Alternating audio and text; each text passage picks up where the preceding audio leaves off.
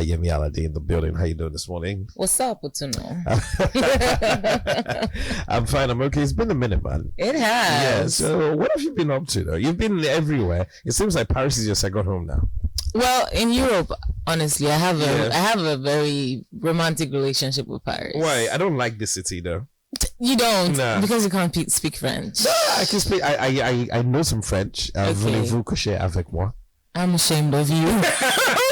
Let it be known that I'm ashamed of you because you are so confident with that one line. I know I speak some French, and then you go straight to Spice Girl. Yeah. So. But yeah, because that was the first European city that I visited ever in my life, and the reception was grand, and it's always been grand. Okay. And I'm going back in September for my third solo concert at the Zenith, which is like one of the most prestigious venues. There in France, right? France, yes. Yeah, and I think France is also a huge melting pot in in Europe. Looking at the role they played in the Second World War, and also the long history that they also have with art and music too as well. That look, you are really loaded this morning, sir. I don't know why your bullets are peeling out the way papa. I need to be careful. I can't even dodge it in time. Oh wow! But the second point that you did raise is really true, because I was reading. I don't know. I can't remember her name. Forgive me. You know, there was this cartoon. Is it Lady Bop or something? Yeah. Am I right? Is that the name? Lady Boop. Betty. Exactly. Betty Boop. She reminds me of Cindy, but like, you know. And so I was reading the actual story behind Betty Boop, and in reality, she actually had her art more in Paris and France and Europe. They kept her going for even longer than America ever did. Yeah, true. Yeah, I like that, because even when we were growing up, when you watched the cartoon Hunchback of Notre Dame, in my head, classic, and I wonder why there's not been a live action remake, because that it holds so much. Maybe because there doesn't need to be. No, I think so. Maybe there's classics that just need to be left. Like a proper, It would actually make sense. It would. And now that I think about it, do you know what else would bang? No. You on Broadway. Girl, you know. Insane. No lies. No Honestly, lies. I'm just thinking about it. Like, that would be something. No lies. Like, I'm one of those people that dream of, oh dear, female dear. Just kind of like Lion King or something like that. I can actually see that happening. Oh my goodness. So we were speaking about your love for Paris and all things, right? You know, there's a conversation that is ongoing, especially when it comes to you as an artist, that, you know, a lot of the Francophone countries are the ones that, you know, really appreciate you. Because they don't have artists. That's Yemi is our own now. Yes, we're taking it from you guys. But I do want to use this opportunity to ask you, how do you feel about that? Do you feel like you get the love, the recognition, the respect that you deserve from, you know, your home audience in Nigeria? Or do you feel like, yeah, you know what, the love that they're giving me abroad in the Francophone countries is more than what we in Nigeria give to you as an artist? I mean, honestly, I have heard like this particular question / statement rephrased in many ways, and I try to answer, but I think at this point, I'm trying to be realistic with myself. I don't know. Fair. I really don't know, because at the end of the day, I go where the love is, and most times it's very easy for people to turn their opinions to public opinions. Absolutely. Because Lagos is one place. Absolutely. Lekki is one area. You can be popular in Lekki and not get the love you want on the mainland. Period. You can be popular in your estate and not get the love you want, around. But the thing is, the truth is the truth. Check numbers, check working, Formula D. Period. Okay. Who do you make music for? I make music, first of all, For myself. No, for me first. Okay. Because it's therapy. It's therapy for me. It's like I'm giving out emotions and energy that don't need to just be stored in my body. But I make music most especially for people who need some more happy in their life. I'm team happy yourself, and that is like the one thing I like to put in my music: happiness. And hope, and dance. Yeah. Then a message. Your sound transitioning from that traditional R&B, sweet girl pop to, having this embracing Pan-Africanism, in your music. Was it what, the audience was Was it angling for? growth? Yeah. At the time, or you just felt like, I grew into this sound? 100% grew into it. Okay. I didn't fall with Africa immediately because I didn't travel to Africa before I had a career. Yeah. I was just living in Lagos, living in Nigeria, going from state to state, normal Nigerian girl life. Eventually when I started music professionally, I fell in love with Africa. And as I fell in love with Africa, I fell in love with the culture, and the culture is the music, the attire, everything. And it suddenly became part of me. It's very real to me. It's not forced. It's not calculated. Yeah. If I see the colors, I'm in love over and over again. There's so much to exploit in terms of the culture, and I'm here for it.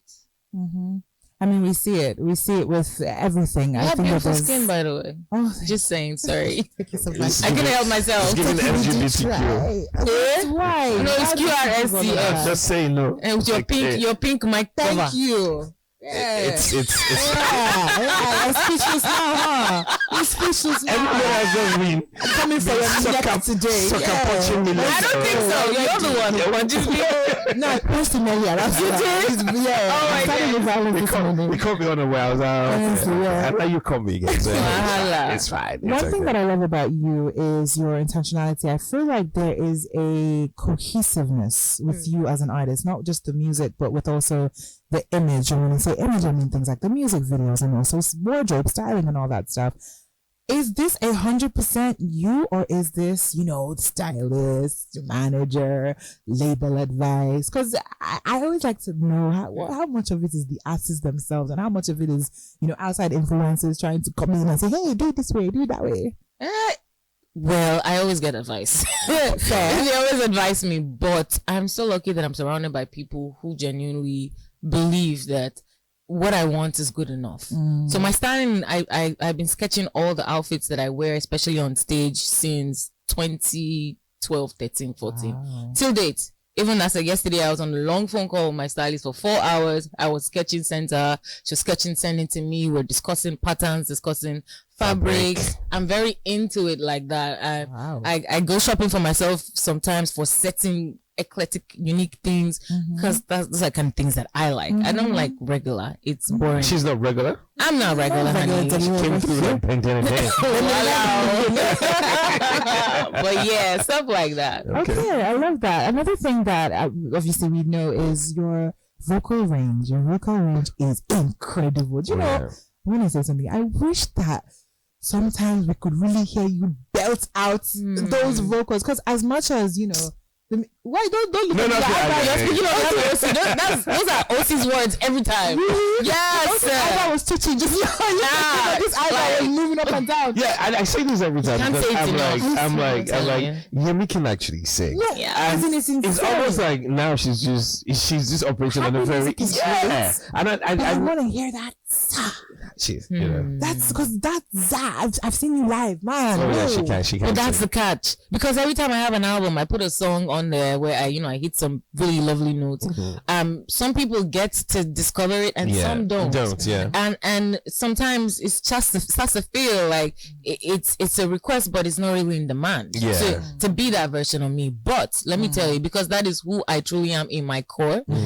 Every time I'm on stage, which is very often, my entire set is laced with the blues to the soul to the jazz to the afro, everything. It's like I'm taking around the world in the 1 hour set that I have. So your sets are always 1 hour. Minimum. Minimum. All the dancing, wow, that's a lot. That's a lot of energy. It is. I thank God for these strong legs. As a woman in the entertainment industry, how have you found navigating these entertainment streets? Because I think it's safe to say that we are in the entertainment industry, that is, especially the music side of things, is a predominantly male-dominated industry. Let's just say. Yes. And really, when you look at the women that are doing their thing, it's only now that more and more, women are beginning to join. But before that, it was just a couple of artists that were easily on top. So how have you found, navigating the entertainment industry as a female? I think I can answer for Yemi though. I want to hear what Osi's gonna answer. So what I'm saying is that Osi's my baby. Let's talk. You can't talk for me. For artists like Yemi, you can't move to Yemi like that, because Yemi doesn't give you that vibe, because Yemi comes up as a very strong woman in herself. And if you move a centimeter away to Yemi, you won't be sure. Thank you. You won't be sure of the kind of response that you get. So basically, so I'm not using this to blame artists that are sexually harassed or anything. But from Yemi that I've known over the time or anything is the fact that where she stands as regards a lot of things. You understand? So you know too well not to bring that energy because she'll call you out, she'll damn all the consequences and everything. The first time you met and the first time I met you, I say the story every time. I know the story already. I don't know the story. And this was like, I just got on the radio. This was years ago. God. And she had a song out. It came to where I was staying. I just had this look on her face like. So a manager is still a manager now. Was trying to be nice and everything. Me, my artist, everyone just. Oh God, that's me. That's me. Yeah, and the same energy she's carried on, all the way around. Yeah, but we love to have her. I was going through a lot that day. Life was not giving. I was at frustrations bus stop. Oh my God, amongst other things. How we even got there? I don't know if we even had enough fuel that day, but at least there was a car, some kind of car. I came to meet him in his rich estate, big boy. He doesn't have problems. We became a bag of problems. We needed help. Oh my God. Nah, I was done. Life was not lifing. I know. But I really appreciate Osi because over the years he's still been very true to me, and I appreciate him for who he is. I've seen him also become a bigger, better man for himself as well, and I'm really proud of him. And he actually we have to be proud of our people. Yeah, and he actually is true about the things he said. I think end of the day, if I take some of his words, how I've managed to survive is to just be true to myself. Honestly, if it doesn't serve me, I will not be present. If it doesn't go with my one thing that I've promised myself to uphold is my integrity. If it stains, disdains, takes away from integrity, I will not be present because I hate to do things that I'll go in the corner and be hiding or crying or feeling a certain way. Doesn't matter how much it's going to benefit me in the eyes of people, I will not show up for it. But in terms of being a female holistically, I've come to understand that it's a difficult road for female musicians, even more. It's difficult for guys too, don't get it wrong. Guys are doing. A diamond doesn't. Facts. Same for us. But we have unwritten challenges. People want us to prove ourselves 200 times over, even when we have the biggest lead single. Let's take, for instance, there was a time that I had a lead single. I was still coming up. I had a lead single and another guy had a lead single, but his single wasn't even up to 50% of mine in terms of the reach the song had. But he was still giving preference over me. They didn't want to pay me. They said I should. Which other song does she have? Whatever. And the other guy said, no, get any other song. It just they try, But my own was cutthroat that I had to prove myself. My manager had to jack his trouser out. If he not jack his trouser, I wouldn't have seen 2 kobo that day. But I had performed in over 500 free shows, and I was still going for the free shows. I had built a name, and there was talk around town that Yemi is such a fantastic stage performer, but nobody was willing to cut 5 naira any check for this girl. But my fellow guys who didn't have up to that, they were getting paid. You know what I mean? Yeah. So those difficulties are the things that I have overcome, and I always say to my fellow women, let's stop being the victim.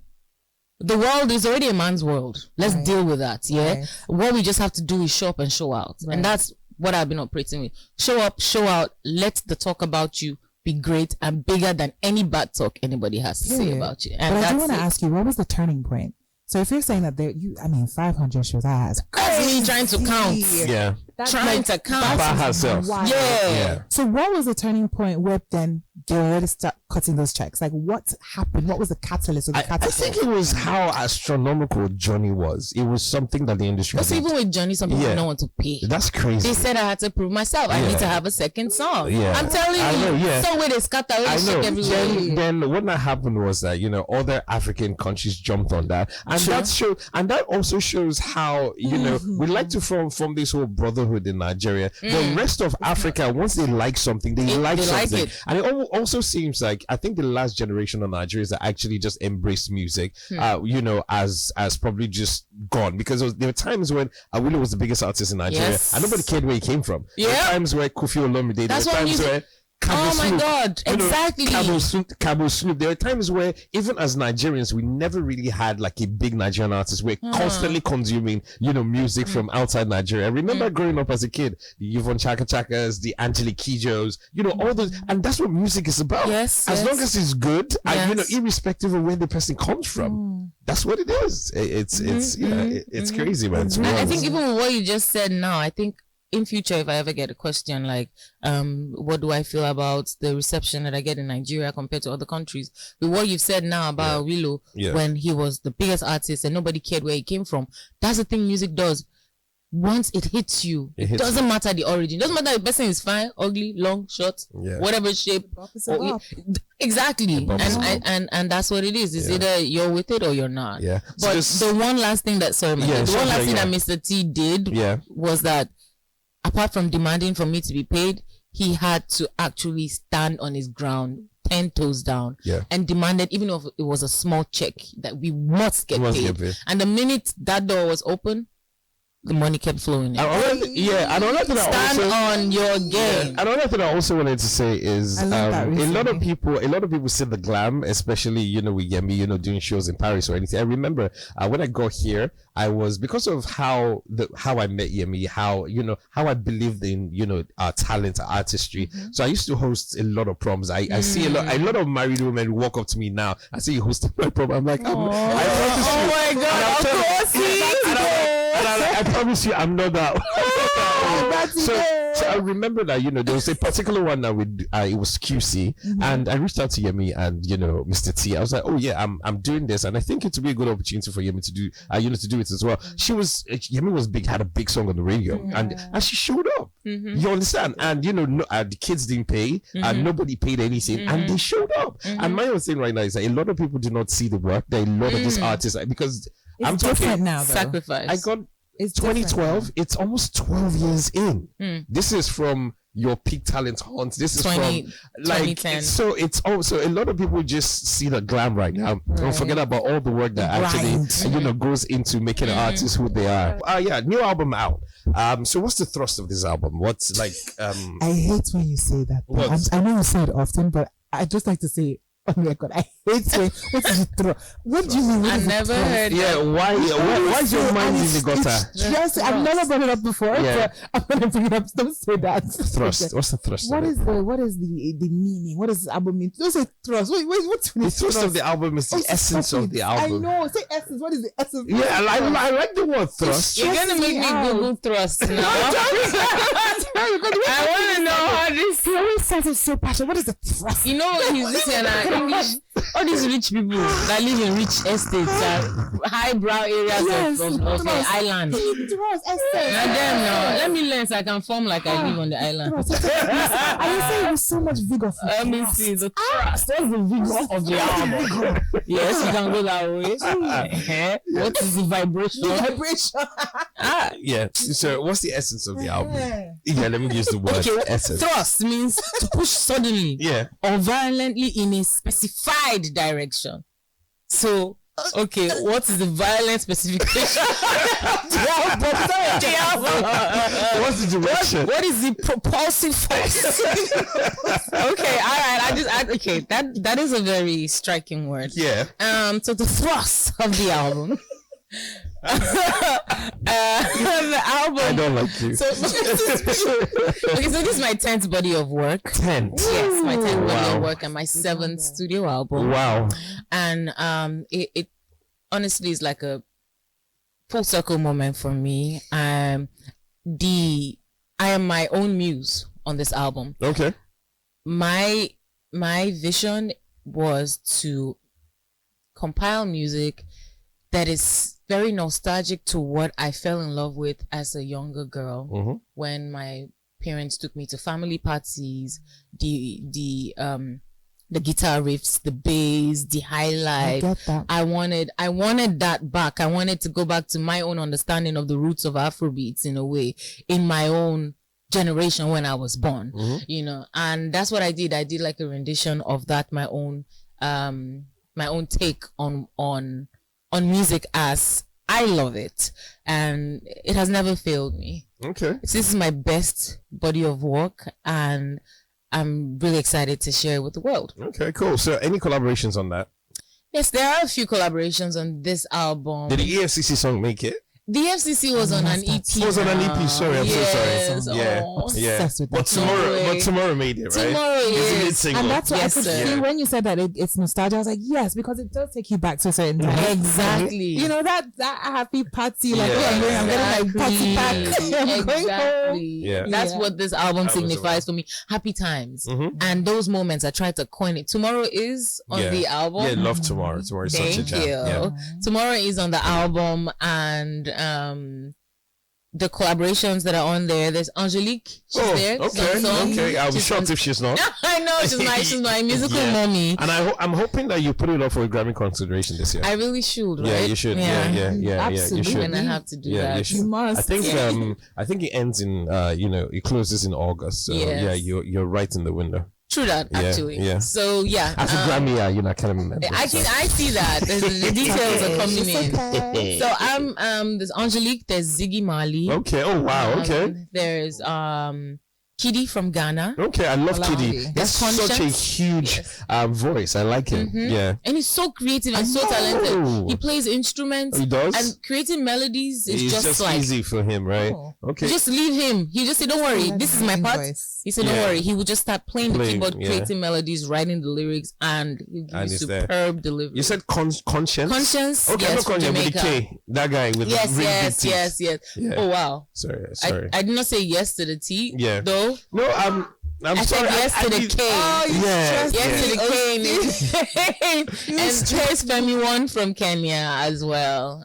Those are the features that are on the album. I released the track list a Okay. few days ago, so I mean, it's out there. Okay, so the album is dropping tomorrow. It's called Rainbow Queen. What do you Rainbow want Queen. people to take away from the album when they listen to it? How do you want them to like feel? What do you want them to take away? What thrust you on them? Hey, Let them feel something violent. Oh my god. direction. Yeah. I want them to feel two things when they listen to when people listen to Rebel Queen. I want them to feel that it is very okay to be yourself in a world where everybody wants you to be somebody else. That is the original foundation of Rebel Queen, which is why I'm doing music that I want and I love, Right. despite what popular opinion says. Right. And the second thing that I want them to feel is that in each song there is a message, especially a song called I'm Sorry. And I feel like that would be a song that Osi would like. Yeah. I'm not I love belting there, I'm not Yeah. singing, I'm not thrusting vocally.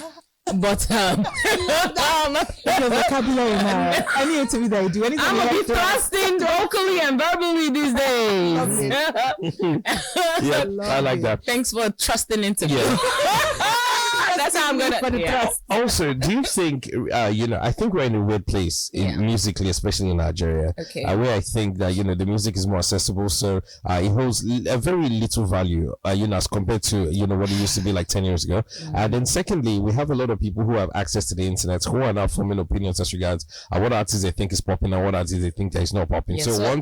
once like a narrative is trending right now, it almost seems like it changes the perception as regards what people think about this certain artist rather than them actually going to listen to the music themselves. So generally, it almost seems like we're in a very weird space. Yes. You understand? The music holding less value because of too much accessibility. True. And the fact that a lot of people who just have a ton of followers are shaping opinions about music that they shouldn't be shaping, because 100%. you can't rate a song a day after a few listens. You cannot. You can't rate an album after 2 days. You You need cannot. to give it time. Yes. And there are songs that you hear at different times in your life and you'll be like, Yes. okay, it hits me different this time. Yes. You understand? So what's your take on that though, as an artist? That's a very very well put together observation, because even on my album Rebel Queen, when I'm asked what my favorite song is, I always say every song is for a different mood, and in a day, how many moods do you experience? Yeah. So if you're in a less party mood, there's a song for you. Mhm.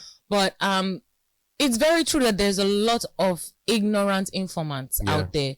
They have so much information to give, but there's no basis, there's no research. No substance. They don't really know what they're saying, and there's a lot of follow. But I think that has always been the norm, especially on social media. There's a follow waiting they hot. But I would say there are still a lot of smart people out there that don't just believe everything and anything.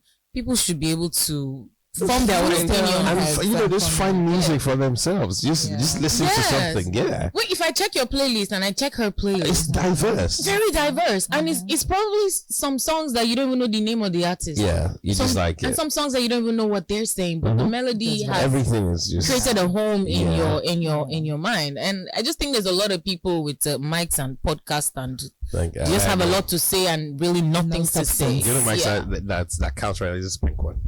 Oh my God! Osi and the pink mic. I love it. Yeah. It's becoming a thing. I know. I'm embracing it. I'm embracing it. You're the one that put that in. I know. No, it's me. It's Mr. Chris Bosi. Okay, sorry. Wow. More shots. Yeah. Anyways, so he likes pink. No, I don't know. Yeah. So dodging that real quick. Yes. Running away. Still love my job here. So in a personal right now. So are you in a happy place? As a human being, are you in love with somebody? Just away from the music though. So I'm in a happy place. Yeah. I'm where I am right now. I'm in a very take it one step after the other kind of place. Okay. Because the industry makes you rush. You rush all your experiences. I was watching a little clip that they put online of Celine Dion when her child asked her, what's her favorite place to travel to? And I saw her eyes start to water and she said, would you believe me if I told you that I've been around the world several times, but I've seen nothing? Oh, wow. The silence after she said that and the look in her eyes, I felt it because that is true to me. I've been around the world many times. I've been rushed into countries and rushed out of countries because I had to fly long hours and I had another waiting gig. Yeah. And I've just not really seen a lot. So now I'm making out time to actually to pause and to only focus on what I can control. And that kind of mindset has made me to be in a much better place. Yeah, I'm in a very good place than I was last year. Oh, that's fantastic. I'm becoming a better person. Yeah, and you know what you said, because recently on my last trip to London, a friend of mine. I'm just picking London. Okay, this is in London. No. I know. I'm just waiting for his birthday. Soon give us one big daddy video picture. Yeah, it's fast. So I'm just picking back on what you said, and they were going to the London Eye. I've never been there. Been going to London for like quite a while, and I sat in the London Eye, and it was a very enjoyable experience. It took my time, and it felt different because I always pride myself is that I don't like to do tourist stuff. You understand? And to me, that in that moment, I was just like, what? Sometimes just take time out and just do. Because you had no choice but to sit down in that carousel wheel and be spun very slowly. So I think that's what I'll start to do right now. Just take out time when you go to new places. Just immerse yourself in their culture. Just take out time. You deserve yourself. it. You should do it. You owe it to yourself. You work so hard because of it. Yes, you should do it. So Rebel Queen out tomorrow. Yes. Right here on the B99.9 FM, we show you as much support as we always do. Yes. So I'm about to play that banging single. Yes, from that project. It's called Tomorrow, and also a playlist that we want to Ziggy Marley and every other ones that we find really exciting on the project right now. So literally can't wait to see how everybody's going to receive it. I feel like if it's what you're describing it as, which is that nostalgic, it's going to be one that's going to be lit in the party. That's what's up. That's the like you said, there's something for everybody on there. It drops at midnight. Yes, so literally, the album is out tomorrow. Yeah. With the lead single titled Tomorrow. I'm so ecstatic about that. I don't know why. It's a 10th body of work. You have every right to be in the game for quite some time, and we love to see your growth, your progression, and we can't wait to see, in 10 more bodies of work. Let's make it happen. Yeah. 7 albums, man. Yes.